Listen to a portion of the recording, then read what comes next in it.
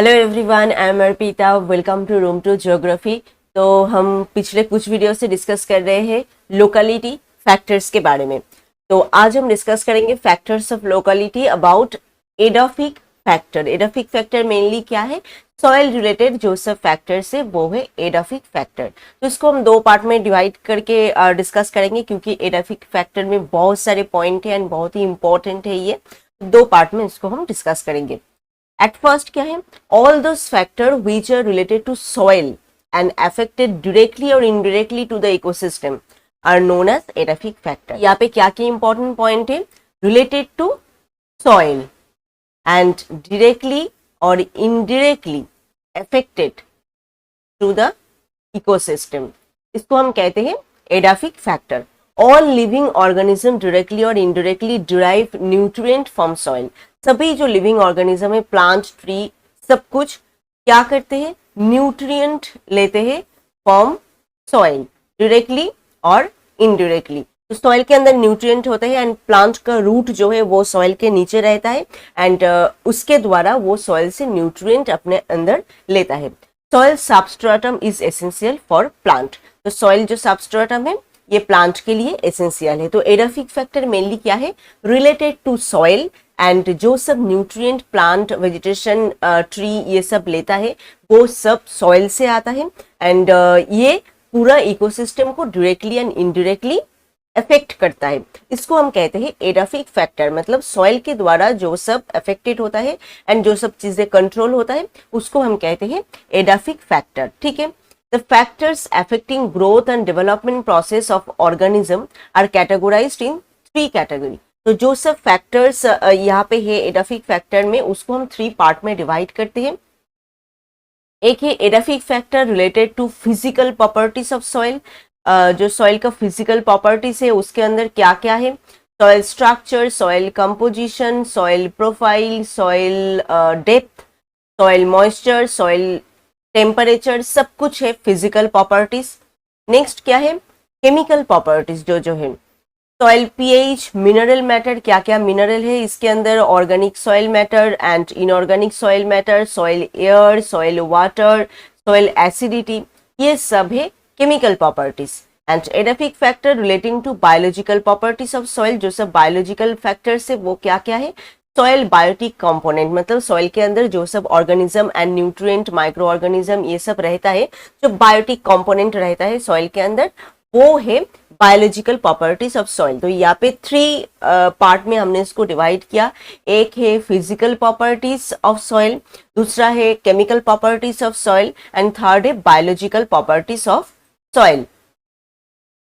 Next क्या है? Soil structure. तो हम अब स्टार्ट करेंगे एक एक करके सॉइल का जो सब पार्ट है उसका क्या इफेक्ट है प्लांट एंड वेजिटेशन के ऊपर एंड कैसे वो करते हैं, ये सब वो सब अभी हम एक एक करके डिस्कस करेंगे। तो थ्री पार्ट में हमने डिस्कस किया यहाँ पे एंड थ्री पार्ट के अंदर जो जो पॉइंट है वो सब हम एक एक करके डिस्कस करेंगे। तो एट फर्स्ट है सॉइल स्ट्रक्चर।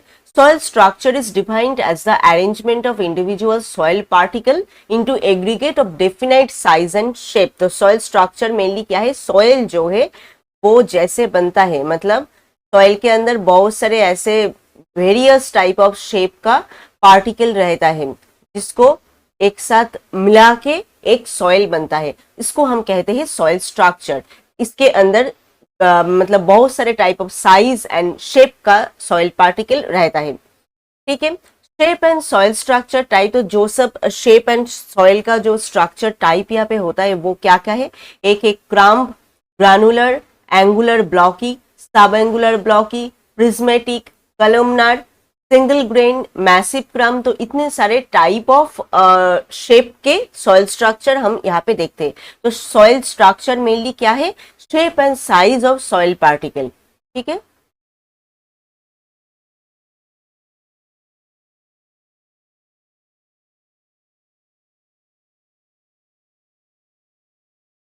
ये है सॉइल स्ट्रक्चर, मतलब जितने सारे शेप एंड साइज के सॉइल पार्टिकल द्वारा यहाँ पे सॉइल पूरा बना है उसको हम कहते हैं सॉइल स्ट्रक्चर। एंड इतने सारे type of shape and structure के सॉइल पार्टिकल हम देखते हैं।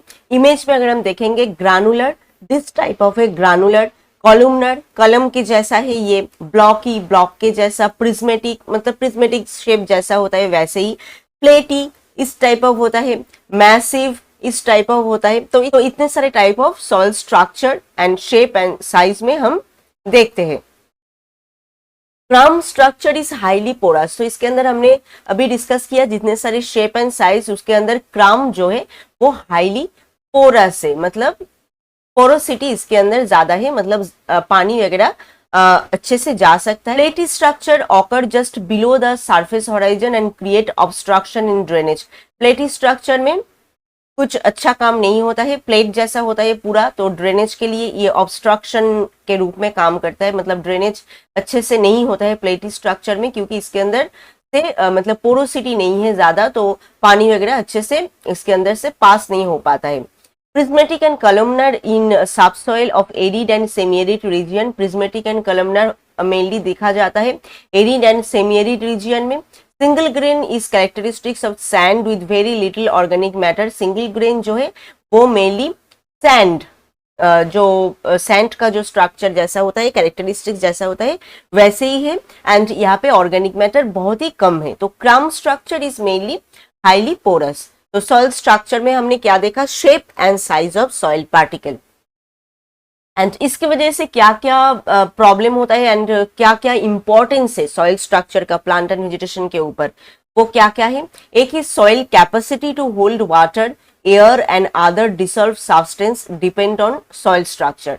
तो सॉइल स्ट्रक्चर जैसा होगा उसके ऊपर वो कितना पानी होल्ड कर पाएगा, कितना पानी उसके अंदर से जा पाएगा, कितना एयर होगा उसके अंदर, सब्सटेंस, मटेरियल, न्यूट्रिएंट, ये सब कितना होगा, वो सब कुछ डिपेंड करता है सॉइल स्ट्रक्चर के ऊपर। अगर सॉइल स्ट्रक्चर में जो सॉइल पार्टिकल है वो बड़ा बड़ा होता है एंड ऐसे पोरोसिटी ज्यादा होता है, तो उसके अंदर से पानी इजीली चले जाते हैं यहाँ से, मतलब होल्ड करके नहीं रख पाते हैं। अगर कुछ ऐसा सॉइल होता है जैसे क्ले होता है, उसके अंदर पानी क्या होता है, पूरा नीचे ऐसे बह के नहीं जा पाता है, वो अपने अंदर होल्ड करके रखता है। तो ये सब जो चीजें हैं वो डिपेंड करते हैं सॉइल स्ट्रक्चर के ऊपर।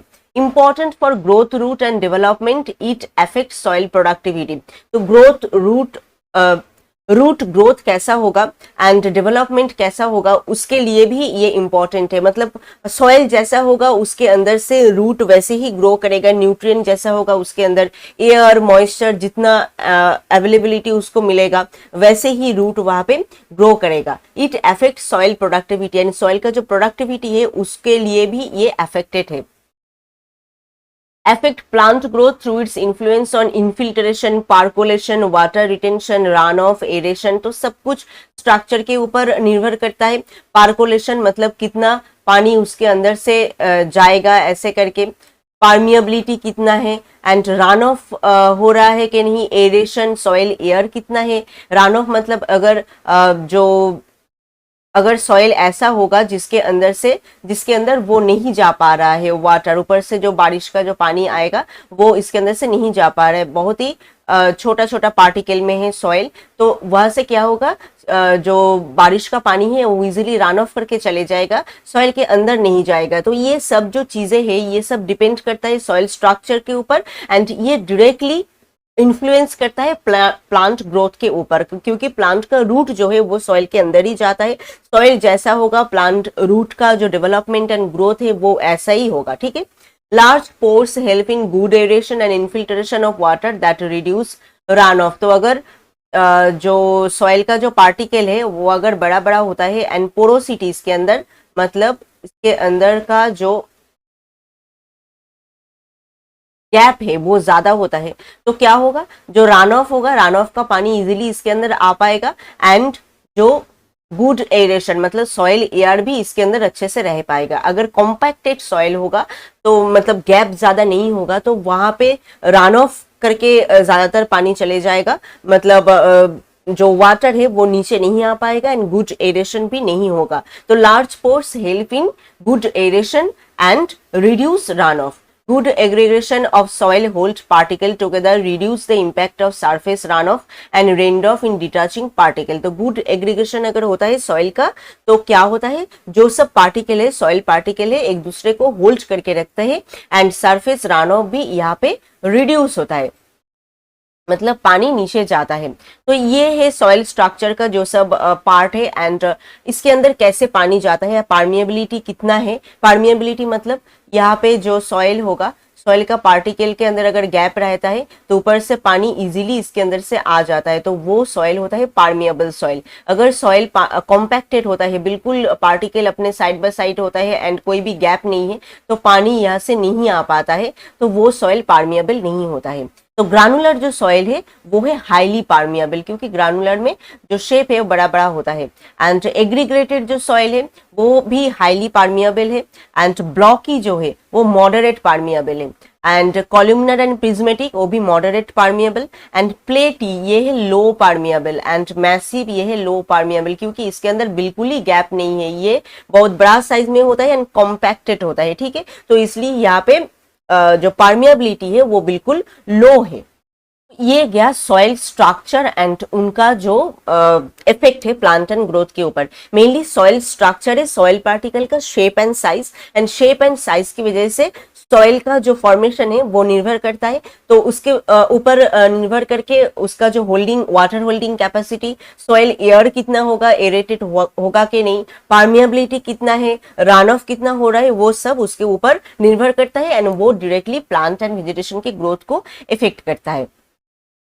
नेक्स्ट क्या है, soil composition. Soil generally include mineral matter, organic matter and gases. तो सॉइल के अंदर क्या क्या है, मेनली मिनरल मैटर है, ऑर्गेनिक मैटर है एंड गैसेस है, मतलब inorganic matter, organic matter and gases. तो इमेज में अगर हम देखेंगे ये है सॉइल कंपोजिशन, तो इसके अंदर एयर ये है ऑरेंज वाला पार्ट 25%, वाटर है ऐश वाला पार्ट एंड मिनरल है ब्लू वाला पार्ट 45% एंड ऑर्गेनिक मैटर 5% है। ऑर्गेनिक मैटर के अंदर क्या क्या है, बायोमास, डेब्रिस एंड ह्यूमस। तो ये है टोटल सॉइल कंपोजिशन जिसके अंदर mainly mineral, air, water and organic matter है, ठीक है।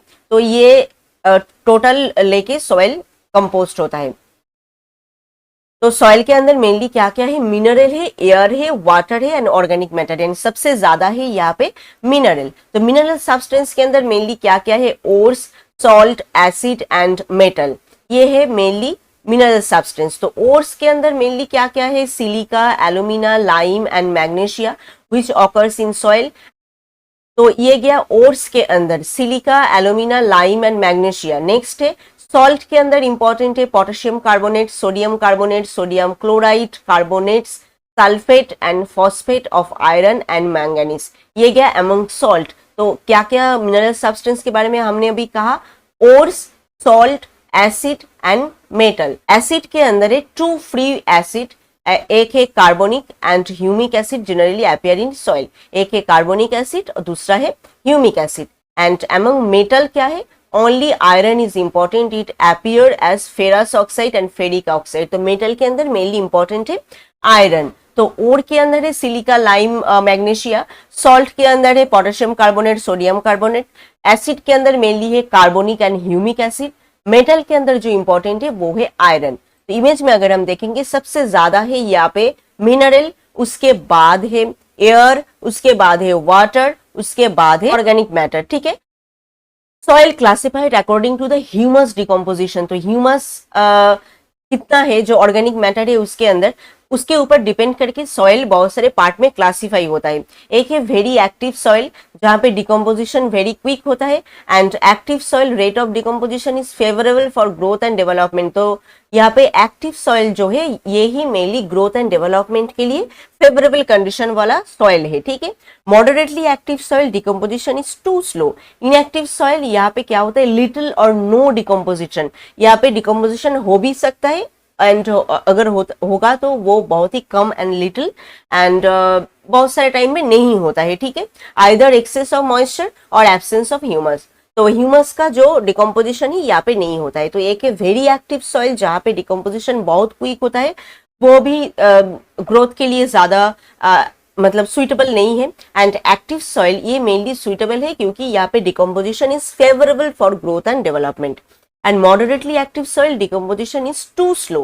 ठीक है, तो ह्यूमस के डिकम्पोजिशन के अकॉर्डिंग सॉइल को हमने यहाँ पे 4 पार्ट में डिवाइड किया। एक है very active soil, moderately active soil and inactive soil. And इसके ऊपर भी प्लांट का ग्रोथ निर्भर करता है। ठीक है, तो ये गया सॉइल कंपोजिशन। तो सॉइल कंपोजिशन में मेनली है mineral matter, organic matter and gases and water. ठीक, नेक्स्ट क्या है soil profile. Soil profile is defined as the vertical section of the earth inside the earth more और less 6 feet. Soil profile mainly क्या है, vertical section of the अर्थ।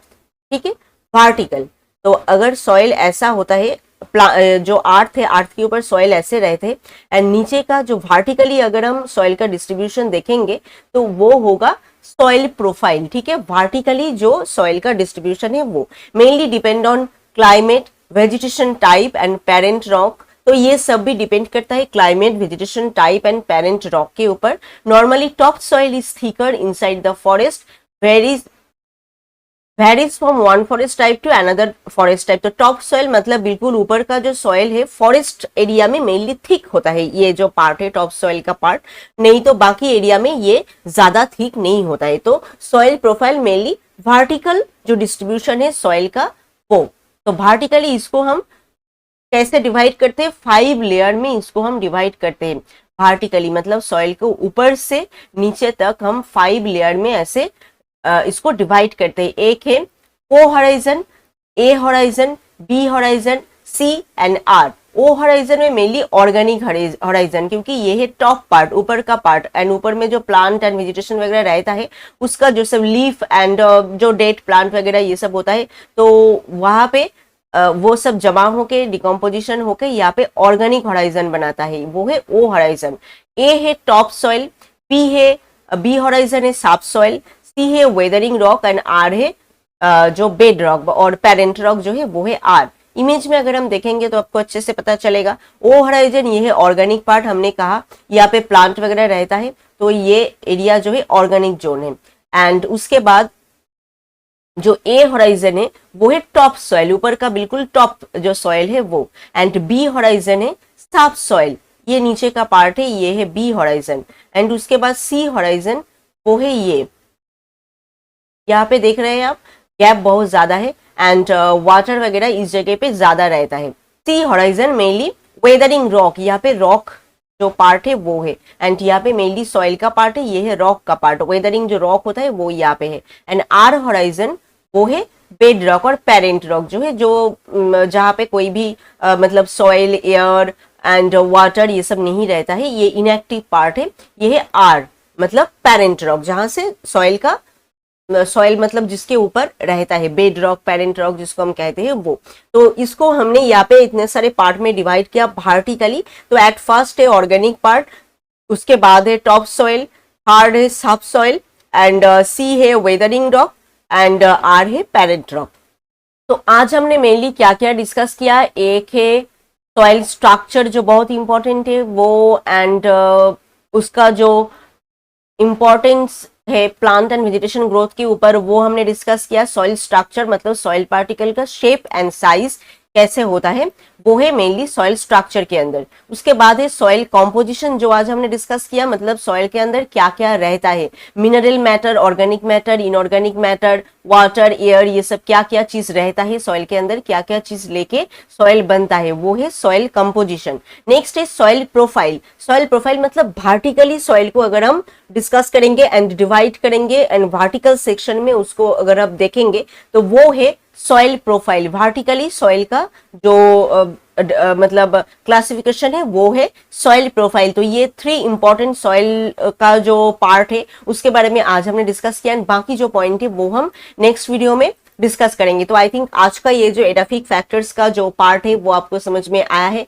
फिर भी कोई question है तो आप हमें कमेंट करके बताएं। And if this video is helpful to you then please subscribe room to geography. मिलते हैं और एक नए वीडियो में एडाफिक फैक्टर्स के सेकंड पार्ट के साथ। Thank you.